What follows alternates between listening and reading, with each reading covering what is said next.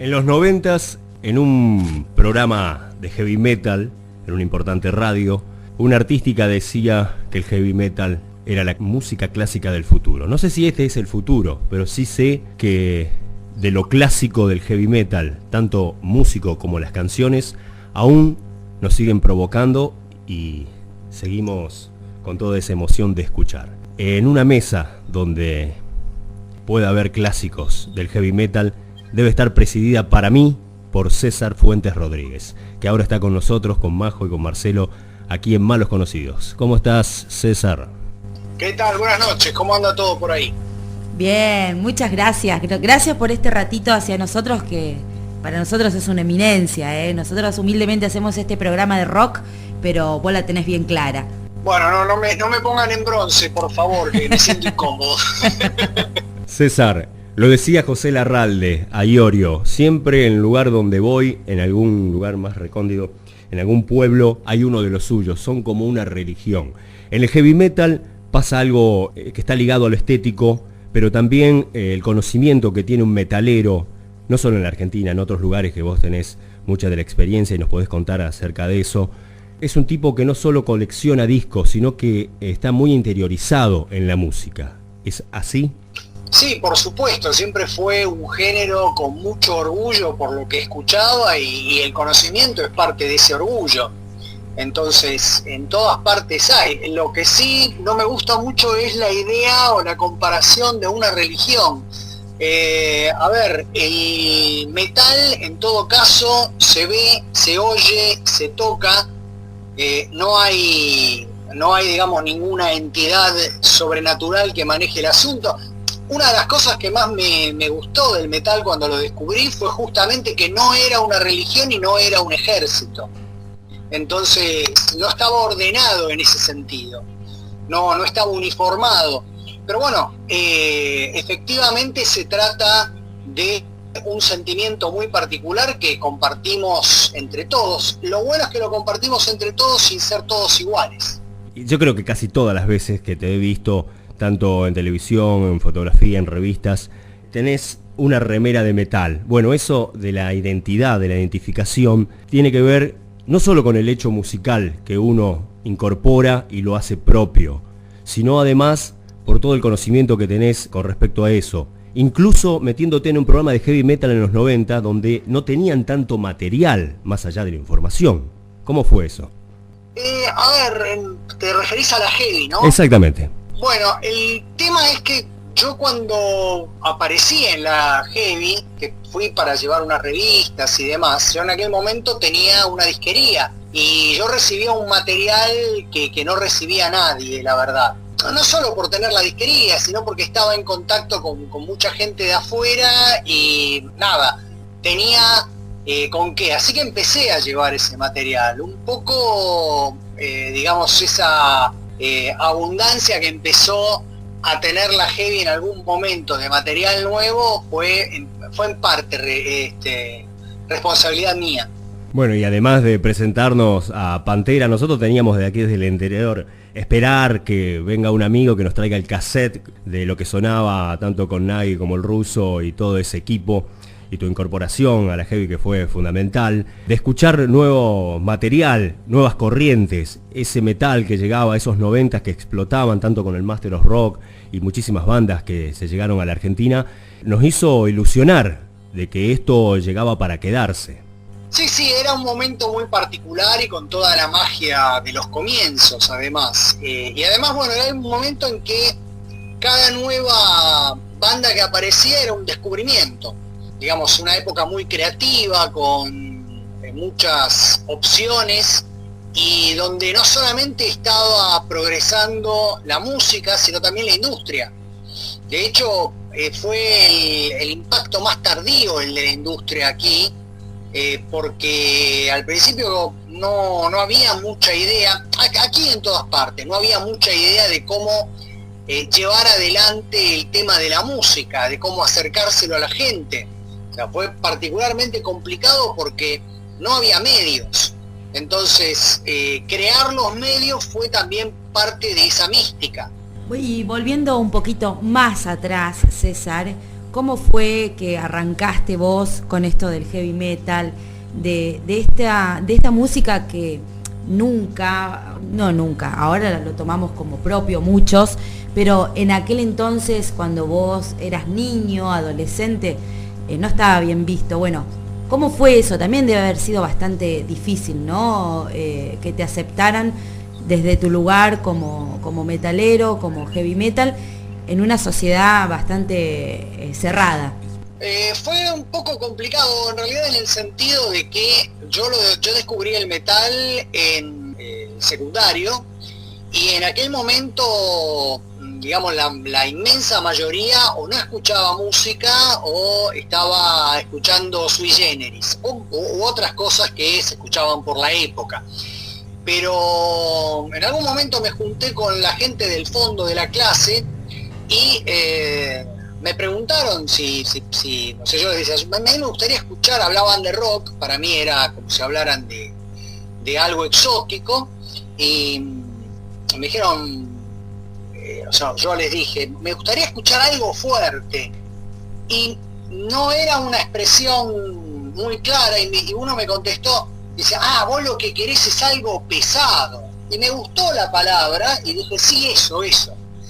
Me hicieron una lista de 5 o 6 discos, y fui ese mismo día a lo que era una especie de versión de cadena tipo Musimundo, que se llamaba el Centro Cultural del Disco, y el primero de los títulos estaba, que era Machine Head de Deep Purple.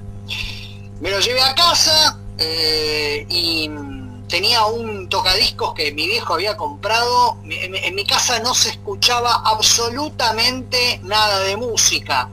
El hecho de que mi viejo comprara ese tocadiscos se debió a que los parientes de España enviaron unos discos en algún momento, tipo presente, tipo regalo, y para poder escuchar esos discos, a propósito, compró un tocadiscos muy precario. Bueno, puse el disco de Deep Purple, apoyé la púa sobre el surco, y los primeros 4 compases me dijeron que mi vida había cambiado para siempre.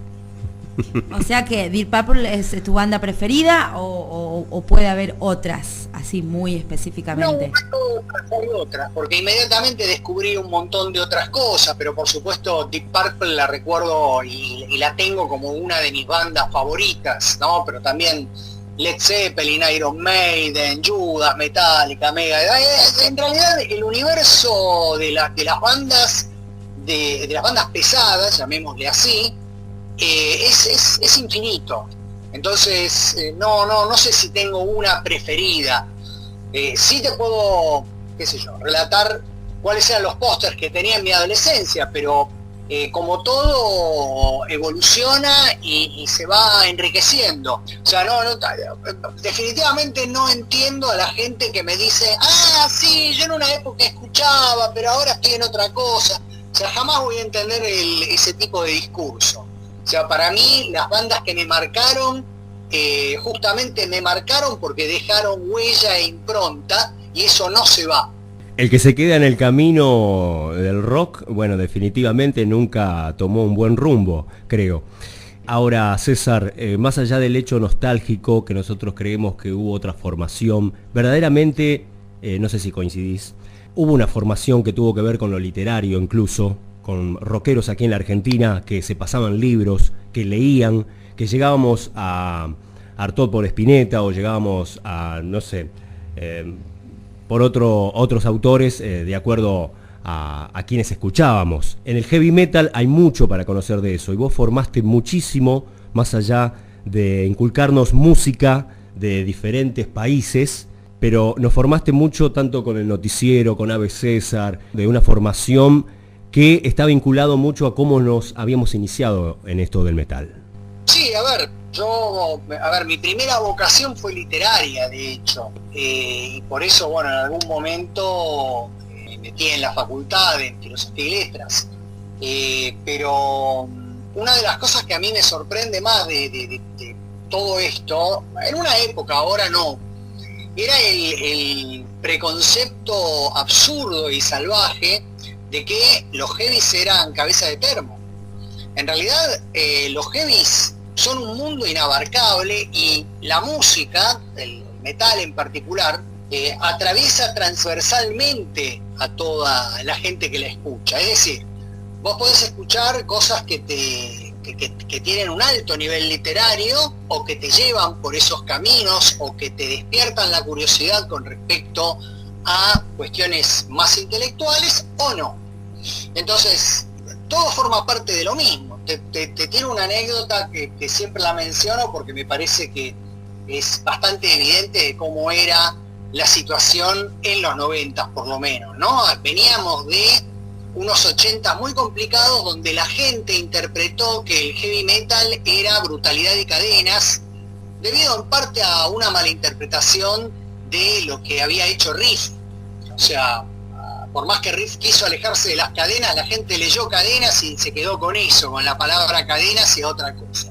Pero bueno, nada, estábamos en la Rock and Pop, la Heavy, y yo llevaba algún programa especial para hacer, y uno de ellos era acerca del infierno en diversas civilizaciones. Bueno, las chicas que tomaban en ese momento la nota de los llamados y demás, me traen 2 mensajes, uno seguido del otro, o sea, ardían los teléfonos en aquella época y las chicas no daban abasto a copiar y todo. Bueno, el primer mensaje era de un muchacho que estudiaba antropología y que me mandaba una bibliografía sobre el tema que estábamos tratando, sobre el infierno entre los egipcios, entre los sumerios, la visión judeocristiana, bueno, toda una lista fabulosa. Pegado a eso, o sea, pegado a ese mensaje, me llega un mensaje de la brigada del Doque que decía que yo no era heavy y no podía estar ahí porque era universitario y no me drogaba. Mira. A ese nivel, o sea, eran los dos puntos totalmente distintos, opuestos, qué sé yo, diametralmente opuestos, pero todo es parte de lo mismo. Es decir, uno puede tomar el metal como uno quiera y es tan plástico, tan flexible, que da absolutamente para todo. Vos podés tener el nivel intelectual de Beavis and Butthead o podés tener el nivel intelectual de Mark Jansen de Épica, que es un astrofísico en términos, digamos.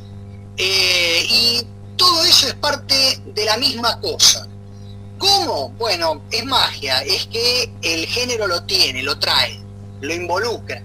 De hecho, tuve una charla muy insólita, o bueno, yo la recuerdo así como muy insólita porque justo acababa de salir el libro de Iron Maiden y me invitaron, la primera nota de todas que hice para el libro ese de Iron Maiden, me refiero al viaje de la doncella, fue en una radio, que había un locutor con una voz muy bonita y muy de las que salen muy entrenadas del ISER, ¿no? Y lo primero que me pregunta, la primera pregunta que me hace es, ¿qué se siente escribir para gente que no lee?